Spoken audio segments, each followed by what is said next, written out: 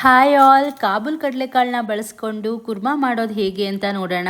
ವಿಡಿಯೋನ ಎಲ್ಲೂ ಕೂಡ ಸ್ಕಿಪ್ ಮಾಡ್ತೀರಾ, ಕಂಪ್ಲೀಟ್ ಆಗಿ ನೋಡಿ. ಸೂಪರ್ ಟೇಸ್ಟಿ ಆಗಿರೋ ಕುರ್ಮಾನ ಹೇಗೆ ಮಾಡ್ಕೊಳ್ಳೋದು ಅಂತ ನೋಡೋಣ. ಮೊದಲಿಗೆ ನಾನಿಲ್ಲಿ ಕಾಬೂಲ್ ಕಡಲೆಕಾಳನ್ನ 8 ಗಂಟೆಗಳ ಕಾಲ ನೆನೆಸಿಟ್ಕೊಂಡಿದ್ದೀನಿ.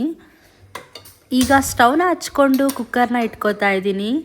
ಸೊ ಕುಕ್ಕರ್ ಕಾದ ನಂತರ 4 ರಿಂದ 5 ಟೇಬಲ್ ಸ್ಪೂನ್ ಆಗೋಷ್ಟು ಎಣ್ಣೆನ ಹಾಕೋತಾ ಇದ್ದೀನಿ. 2 ಪಲಾವ್ ಎಲೆ, 1 ಸ್ಟಾರ್ ಹೂವು, ಹಾಗೆ 1 ಈರುಳ್ಳಿನ ಈ ಥರ ಉದ್ದುದ್ದಾಗಿ ಕಟ್ ಮಾಡಿಕೊಂಡು ಹಾಕೋತಾ ಇದ್ದೀನಿ. ಈರುಳ್ಳಿ ಎಲ್ಲ ಸ್ವಲ್ಪ ಕೆಂಪಗಾದ ನಂತರ ಏನಿದೆ ನಾವು ಕಾಬೂಲ್ ಕಡಲೆಕಾಳನ್ನ ನೆನೆಸಿಟ್ಕೊಂಡಿರೋದನ್ನ ಅಷ್ಟನ್ನು ಸೇರಿಸ್ಕೊಂಡಿದ್ದೀನಿ. ರುಚಿಗೆ ತಕ್ಕಷ್ಟು ಉಪ್ಪನ್ನು ಹಾಕೋತಾ ಇದ್ದೀನಿ. 1 ಟೀ ಸ್ಪೂನ್ ಅಷ್ಟು ಅರಿಶಿಣದ ಪುಡಿನ ಹಾಕೋತಾ ಇದ್ದೀನಿ. ಹಾಗೆ 1 ಟೀ ಸ್ಪೂನ್ ಆಗೋಷ್ಟು ಚಿಲ್ಲಿ ಪೌಡರ್ನ ಹಾಕ್ಕೊಂಡು 1-2 ನಿಮಿಷ ಈ ಥರ ನೀಟಾಗಿ ಫ್ರೈ ಮಾಡ್ಕೊಳ್ಳೋಣ ಲೋ ಫ್ಲೇಮಲ್ಲಿ. ಅಷ್ಟರಲ್ಲಿ ರುಬ್ಕೊಳ್ಳೋದಕ್ಕೆ ಏನೇನು ಬೇಕು ಅಂತ ನೋಡ್ಕೊಳ್ಳೋಣ. ಅರ್ಧ ಈರುಳ್ಳಿನ ಕಟ್ ಮಾಡಿ ಹಾಕ್ಕೊಂಡಿದ್ದೀನಿ. ಹಾಗೆ 1 ಗೆಡ್ಡೆ ಆಗೋಷ್ಟು ಬೆಳ್ಳುಳ್ಳಿನ ಬಿಡಿಸಿ ಹಾಕೋತಾ ಇದ್ದೀನಿ.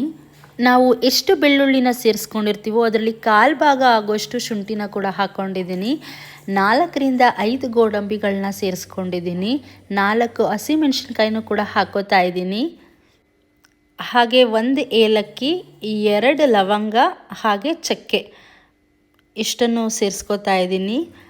ಮತ್ತು 1.5 ಟೇಬಲ್ ಸ್ಪೂನ್ ಆಗೋಷ್ಟು ಗಸಗಸೆನ ಹಾಕೋತಾ ಇದ್ದೀನಿ. ಗಸಗಸೆನಂತೂ ಮರಿದಿರ ಬಳಸ್ಕೊಳ್ಳಿ, ಯಾಕಂದರೆ ಅದೇ ತುಂಬ ಇಂಪಾರ್ಟೆಂಟ್ ಈ ಕುರ್ಮಾಗೆ.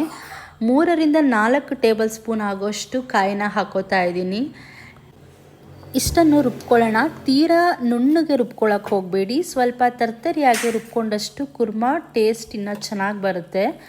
ಸೊ ನೋಡಿ, ನಾನು ಈ ಕನ್ಸಿಸ್ಟೆನ್ಸಿಯಲ್ಲಿ ರುಬ್ಕೊಂಡಿದ್ದೀನಿ. ಇಷ್ಟಿದ್ರೆ ಸಾಕು.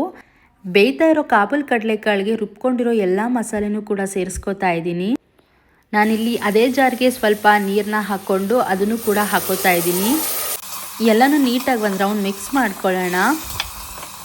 ಮಸಾಲೆಯಲ್ಲಿರೋ ಹಸಿ ವಾಸನೆ ಎಲ್ಲ ಹೋಗಬೇಕು, ಅಲ್ಲಿವರೆಗೂ ಹುರ್ಕೊಳ್ಳೋಣ. 3 ರಿಂದ 4 ನಿಮಿಷ ಫ್ರೈ ಮಾಡ್ಕೊಂಡಾದಮೇಲೆ 1.5 ಲೋಟ ನೀರನ್ನು ಹಾಕ್ಕೋತಾ ಇದ್ದೀನಿ.